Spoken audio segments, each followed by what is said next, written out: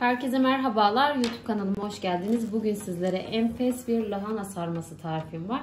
Bunun için bir orta boy lahanayı şöyle ters çevirelim. Göbek bölgesindeki sert kısmı bıçak yardımıyla alıyorum.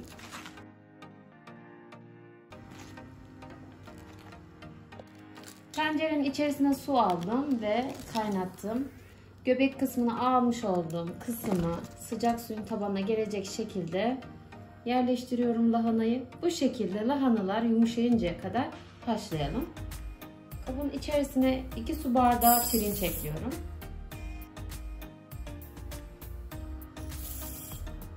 Üzerine basacak kadar su ekleyelim. Bu şekilde 10 dakika dinlendirelim. Tavanın içerisine 4 orta boy yemeklik doğranmış kuru soğan alıyorum. Yağ eklemeden bu şekilde en az 5 dakika kavuralım. Soğanların rengi şeffaflaşmaya başladı. Bu aşamada 5-6 yemek kaşığı sıvı yağ ekliyorum. Kavurma işlemine devam edelim. Soğan güzel bir şekilde kavruldu. Bu aşamada 300 gram orta yağlı dana kıyma ekliyorum. Kıymayı dağıtarak kavurma işlemine devam edelim.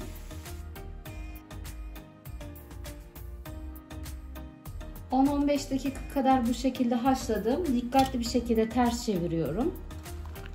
5 dakikada, 2-3 dakikada bu şekilde haşlama işlemine devam edelim. Şöyle kenarından açılmaya başladı. Ön kısmında hafif haşlıyorum. Kıymalarla birlikte kavruldu. 1 çay kaşığı pul biber ekliyorum. 1 tatlı kaşığı toz nane.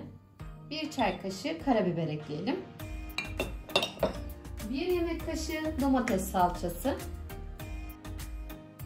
1 tatlı kaşığı biber salçası ekliyorum.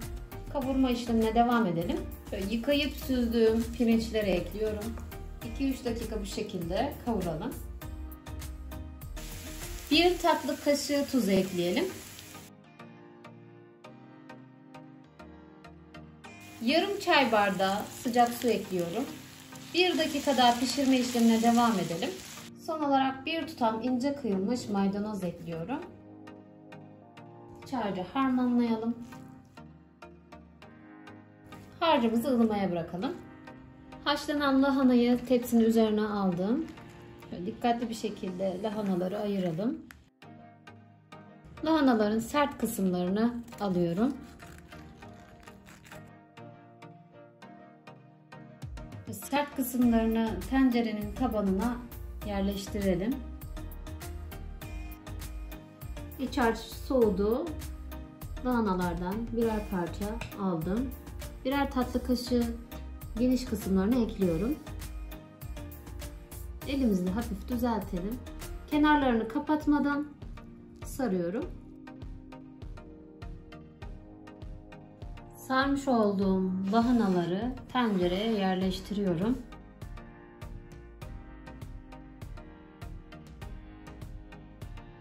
İç harcı hazırladığım tavanın içerisine yarım yemek kaşığı tereyağı ekliyorum. 2 yemek kaşığı kadar sıvı yağ ekleyelim. 1 tatlı kaşığı biber salçası ekliyorum. Salçayı kavuralım. Salça kavruldu. 2,5 su bardağı su ekleyelim. Her kaşığın ucuyla tuz ekliyorum. Yine damak tadınıza göre tuz miktarında değişiklik yapabilirsiniz. Fokurdayana kadar sosumuzu pişirelim. Hazırlamış olduğum sosu üzerine ekliyorum.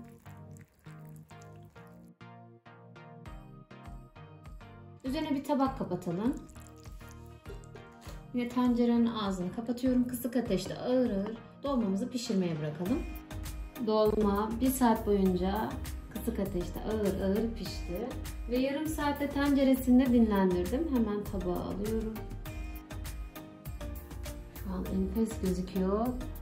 Muhteşem kokuyor. Hemen servis tabağına alıyorum. Lokum gibi enfes olmuş. Videomu buraya kadar izlediyseniz beğenip yorum yapmayı, kanalıma abone olmayı unutmayın lütfen. Yepyeni ve lezzetli tariflerde görüşmek dileğiyle. Hoşça kalın.